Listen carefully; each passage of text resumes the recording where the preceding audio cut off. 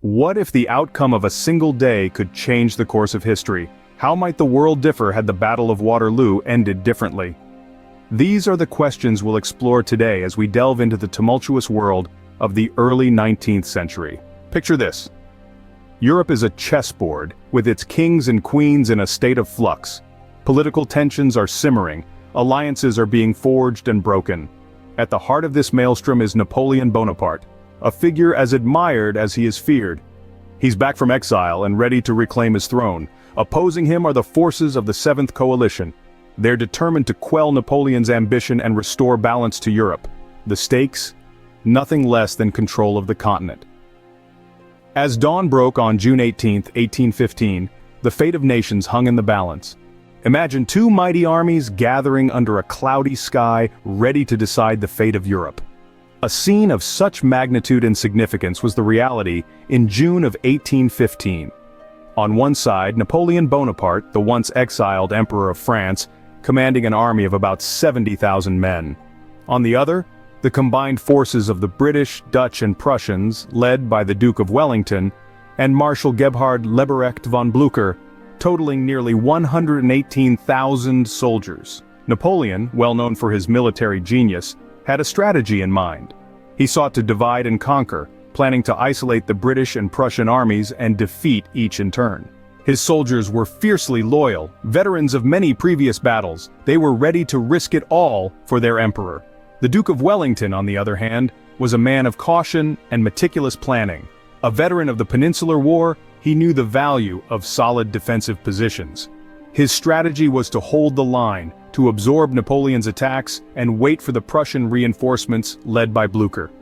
Marshal Blücher, the Prussian commander, was an old warhorse. He was determined to support Wellington and ensure Napoleon's defeat. His Prussians were a formidable force, hardened by years of warfare, and they were eager for a fight.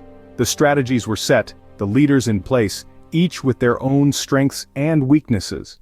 The French were known for their aggressive, fast-paced warfare, while the British and Prussians preferred a more measured, defensive approach. Each side, confident in their leaders and their plans, awaited the dawn of battle. The stakes were high. For Napoleon, it was a chance to reclaim his former glory, to once again stand as the ruler of Europe. For Wellington and Blücher, it was about ensuring the peace and stability of the continent, and so with the stage set, the battle began. The air was thick with tension as the first shots of the Battle of Waterloo echoed across the field. As the battle commenced, the French forces, led by none other than Napoleon Bonaparte himself, were poised and ready. The battlefield was a tableau of anticipation and uncertainty. Napoleon, a seasoned strategist, had a plan. His strategy was to split the Allied forces, commanded by the Duke of Wellington and Field Marshal Gebhard Leberecht von Blücher. If he could drive a wedge between them, he could defeat them in detail. The initial exchanges of the battle were intense. The French artillery opened up, sending a storm of iron into the ranks of the British and Prussian armies. The ground shook with the thunderous roar of the cannons, and the air was filled with the acrid smell of gunpowder. In response, the Allied forces held their ground, with the British infantry forming their famous squares, a defensive formation designed to repel the feared French cavalry. The French, undeterred, continued their relentless assault, their infantry charging with a ferocity that was a testament to their legendary leader. Napoleon, ever watchful, saw his opportunity. He ordered his elite Imperial Guard, the pride of his army, to break the British center. It was a bold move, a testament to the audacious nature of the man who had once ruled much of Europe. But the Allied forces were not so easily broken. They stood firm, their lines holding against the onslaught. The battle was a chess match, with both sides maneuvering, trying to gain the upper hand. Yet despite the ferocity of the initial exchanges, this was just the beginning. The battle was far from decided. Both sides had taken losses, and both sides had shown their mettle. But the day was young, and there was much fighting still to come. As the day wore on, the battle intensified. The Battle of Waterloo was shaping up to be a clash of titans, a contest of wills between two of the greatest military minds of the era. The stakes could not have been higher, and the outcome was anything but certain.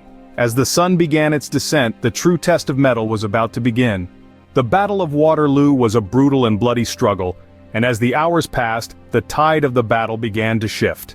The French forces, under the command of Napoleon Bonaparte, fought with a ferocity that was a testament to the iron will of their leader. But even the most formidable forces can falter, and the French were no exception. As the day wore on, their initial momentum began to wane, and the tide of battle began to turn. The first blow came with the arrival of the Prussian army. Their unexpected appearance on the battlefield was a game-changer. The Prussians, led by Field Marshal Gebhard Leberecht von Blücher, brought with them fresh troops and a renewed vigor.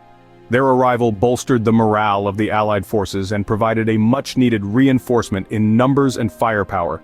Meanwhile, the French cavalry, once the pride of Napoleon's forces, found themselves in a desperate situation. Repeated charges against the British squares were met with a hail of gunfire, causing heavy losses. These brave horsemen, who had once seemed invincible, were reduced to a state of disarray, their charges failing to break the British lines.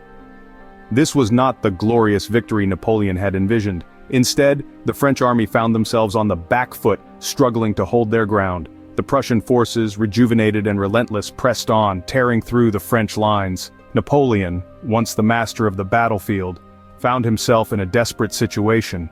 His tactics, which had once brought him countless victories, were failing him. His army, once the terror of Europe, was crumbling under the pressure.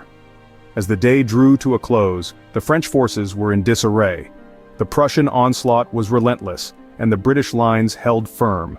The once mighty French army was faltering, their morale shattered, their resolve broken. As the sun began to set, the fate of the battle was sealed. The Battle of Waterloo, the final act in the Napoleonic Wars, was drawing to a close. The tide had turned, and with it, the course of history. On the evening of June 18th, the battlefield fell silent. The Battle of Waterloo was over. The sun set on the blood-soaked fields of Waterloo, marking an end to a day of relentless combat. The once bustling battleground was now a haunting panorama of fallen soldiers, injured horses, and discarded weapons. The casualties were staggering. Tens of thousands of men lay dead or wounded, their cries echoing in the stillness. Among the fallen were soldiers from all ranks, from the humble foot soldier to the elite officer, a chilling testament to the indiscriminate nature of war. In the wake of this devastation, Napoleon Bonaparte, once the Emperor of the French, was left with no other choice but to surrender. His dreams of a Napoleonic Europe, once so close to reality, were shattered on this Belgian battlefield. His surrender marked not just the end of his rule, but also the end of a tumultuous era in European history, known as the Napoleonic Wars. The aftermath of Waterloo had profound implications for the political landscape of Europe. The balance of power shifted dramatically. The French Empire, which had dominated Europe for over a decade, was dismantled. In its place, the victors of Waterloo, led by Britain and Prussia, established a new order. The Congress of Vienna, held in the months following the battle, reshaped the continent, redrawing national borders and establishing a delicate balance of power designed to prevent future conflicts. The echoes of Waterloo reverberated beyond Europe, influencing the course of global history. The defeat of Napoleon marked the end of an era of constant warfare, paving the way for a period of relative peace and stability known as the Pax Britannica. This era saw the rise of Britain as a global superpower, its influence extending to every corner of the globe. And so ended the Battle of Waterloo, a single day that changed the course of history. In the end, what can we learn from the Battle of Waterloo? How does it continue to shape our world today? The Battle of Waterloo, fought on a day in June 1815, was not just a clash of armies, but a clash of ideologies and ambitions. It marked the end of an era defined by Napoleon's revolutionary zeal and the beginning of a new age, one characterized by a balance of power and a desire for stability. The battle was a testament to the unpredictability of warfare. Despite the best-laid plans, the outcome hinged on a series of small, seemingly insignificant events, a reminder that history is often shaped by the unexpected. Waterloo continues to resonate in our collective consciousness, a symbol of the futility of war and the human cost of ambition. It underscores the importance of diplomacy and negotiation in resolving conflicts. In the words of Wellington, the Battle of Waterloo was the nearest run thing you ever saw in your life.